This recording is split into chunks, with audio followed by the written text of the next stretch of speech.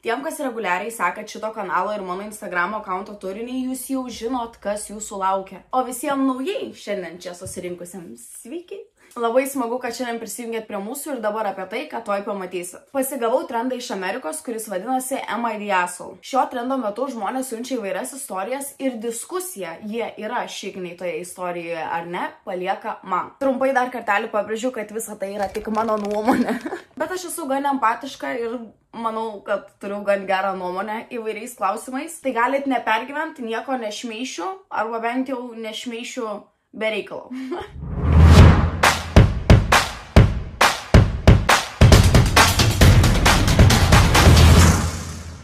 Am I the Asshole, kad turint vaikiną mane traukia kitų dėmesys. Turiu vaikiną, kurį labai myliu, draugaujame neilgai apie pusę metų ir tikrai nenoriu jo prarasti. Bet mane traukia ir kitų vaikinų dėmesys ir gražų širdžiai malonus komentarai apie mano išvaizdą ar kažką panašaus. Esmė tame, jog myliu savo vaikiną, bet ir patinka kitų vaikinų šioks toks dėmesys ar lengvas flirtavimas. Patark, ką daryti. Labai paprasta, aš manau, kad tu tiesiog nesi pasiruošus santykiams. Vaikinas esantis šalia tavęs duoda tau kažkokį saugumą ir užtikrintumo jausmą ir vietoj to, kad tu puoselėtum šitą santykį, tu dairais kažkokių nereikšmingų ir trumpų komentarų iš kitų žmonių, kas indikuoja, kad tu tikrai nei supranti santykių konspekto, nei esi jam pasiruošus. Šitoj situacijai man labiausiai gaila tavo vaikino, nes tu dar pati minėjai, kad jūs draugaujat tik pusę metų ir ypač pačioj pradžioj viskas būna tiesiog medum ir cukrum nulieta. Ir jeigu taip nėra, tai akivaizdžiai nei tu jam, nei jisai tau yra skirtas. Kad šitoj vietoj esi šiknė yra akivaizdu, bet bent jau iš pagarbos kitam žmogui you should let him go. Kad bent jis turėtų progą susikurti gražius ir abipusius santykius, o tu galėsi bėgioti paskui kitų žmonių komentarus.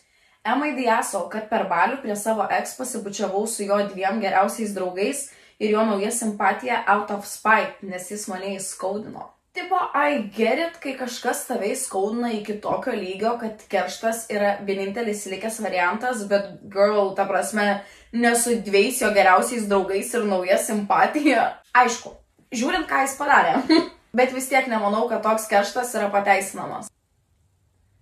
Nebent jis būtų daręs kažką su tavo draugiam, bet jeigu būtų tai padaręs, irgi būtum paminėjus.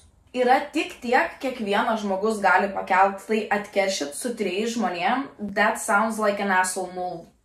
Visi žinom, kad pildyk mėgsta ir naudoja kiečiausias naujoves, tai siūlau ir jum neatsilikti nuo šitos mados ir įsitaisyti savo eSIM kortelę. Pirmiausia, išsirink savo tinkantį planą. Pasirink telefono numerį ir už eSIM kortelę susimokėk internetinę bankininkystę arba pildyk apso balansu, o galų gale aktyvuok QR kodą ir džiaukis eSIM kortelės privalumais.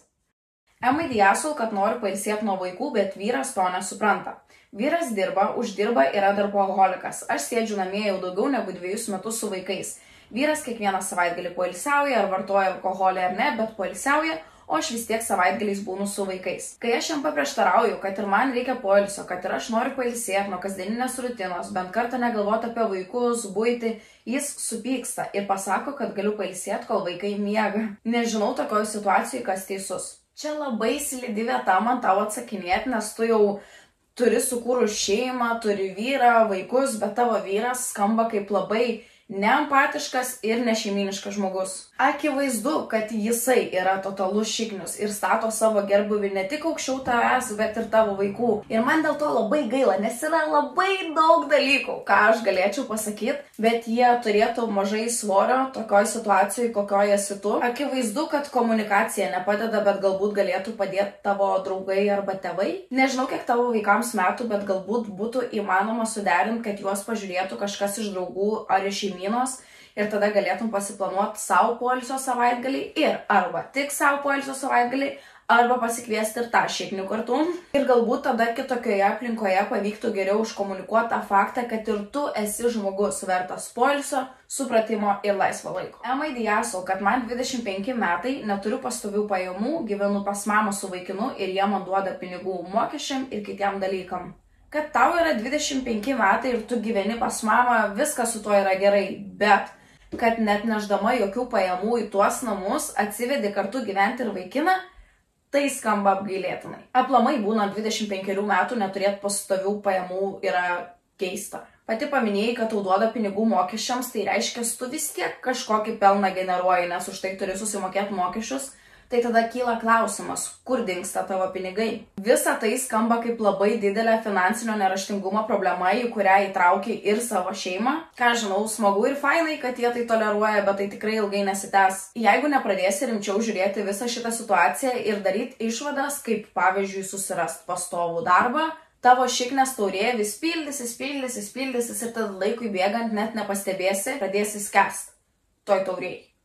So do something about it. Emma įdėjau, kad per Valentino dieną mokyklai buvo laiškelių dėžė, o aš buvau viena iš žmonių, kuri juos dalina. Nuo vienos draugės laiškelius gavo pusę klasės, o aš ne.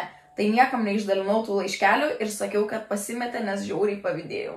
Ar man iš viso reikia kažką sakyti? Suprantu, kad pavydas yra slidus dalykas ir priverčia padaryti daug nesąmonių, bet čia buvo tiesiog evil. Darydama tokius dalykus, tu darai dar didesnį tarpą tarp savęs ir tų žmonių, kuriems pavydi. Pasielgiai kaip totali šiknė, o galėjai tiesiog išdalinti žmonėm tuos laiškelius, galbūt kažkam nusišypsot. Ir you never know, gal tavo šypsena būtų naujos pažinties ar naujo pokalbio starteris, ko pasakoje kitais metais laiškelį gautum tu. Aš atsiprašau, kad juokiuos, tiesiog, kai mokyklą pabaigiau prieš kelis metus, jau man absurdiškai skamba tokie dalykai. Bet šiaip girdėjau vieną labai gerą frazę, kuri pagalvojau, kad čia labai dabar tinka ir visai norėčiau pasidalinti. Lyginimasis ir pavydas yra džiaugsmo vagis. Užsirašykit šitą. Emma įdėjau, kad trenkiau močiutį. Aš dažnai važiuoju pas močiutę atostogauti vasarą ir šį kartą atsivežiau šunį. Vakare mano šuo norėjo pasisioti, bet močiutė to nežinojo, nes nesenai buvo jį išvedus. Mano šuo pasisiojo ant kilimo ir mano močiutė labai supykus trenkė šuniui su šluota. Aš tą pamačiau, atėmiau šluotą iš močiutės ir trenkiau jai. Iš karto paskambinau mamai ir pasakiau visą situaciją. Visų pirma, smurtas niekada nėra atsakymas. Visų antra, mūsų seneliai gyvena labai kitokį gyvenimą ir jie yra užaugę su tą pasaulėžiūrą, kur juos kaip tik auklėdavo smurtu. Tai iš jos pusės jinai pasielgė taip, kaip žinojo, kas aišku nėra pasiteisinimas. O idėja močiutę sudrausminti irgi yra labai logiška, bet ne tokiu būdu.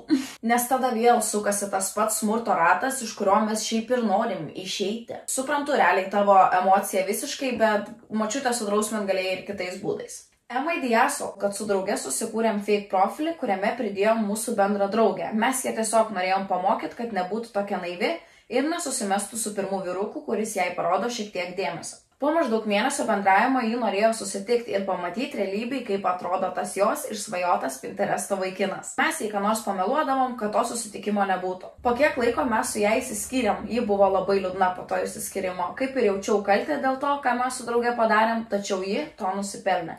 Tikslas buvo ten, bet jūs pakeliui kažkur jį praradot. Nes nei jūs tą draugę pamokėt, nei pačios finale likot geros draugės, tiesiog įskaudinot žmogų ir dar sakot, kad jinai to nusipelnė. Tai arba aš čia kažką praleidau šitoj istorijai, dėl ko jinai šito dalyko nusipelnė, arba jūs tiesiog esat šiknės.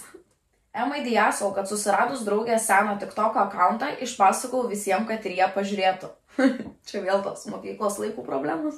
Jinai tada tapo mokykloje nemėgstamiausia, bet ji iš manęs daugiau tyčiojasi. Buvo mane užrakinus ir atėmus daiktus, tai aš manau, kad jai atėjo karma. Labai sunku man šališkai atsakyti, nes aš pati dylinau su žmonėm, kurie iš manęs labai tyčiojos. Ir jeigu būčiau turėjus progą, būčiau tikrai atkeršijus. Bet neturėjau. Jeigu jinai tikrai taip bjauriai elgėsi su tavim, manau visiškai nieko tokio, kad tu pašėrinai jos TikToko akauntą, nesgi jinai pati ten viską kėlė ir postino. O šiaip side note, tai karma ne taip veikia. Čia buvo asmeninis kerštas, o karma, kaip pati visata, padalina kortas. Iš tikrųjų, aš galėčiau čia sėdėti skaitant tas jūsų istorijas, nes šį kartą baisiai patogiai įsitaisiau, manau, matos. Bet all good things come to an end. Ačiū šiandien už jūsų laiką, ačiū, kad dalinate savo istorijom. Jeigu turit kokių naujų istorijų arba galbūt kažką netyčia prisiminėt, būtinai pasidalinkit jom linke, kuris yra pačioje šio video aprašyme ir iki pasimatymo kitą kartą.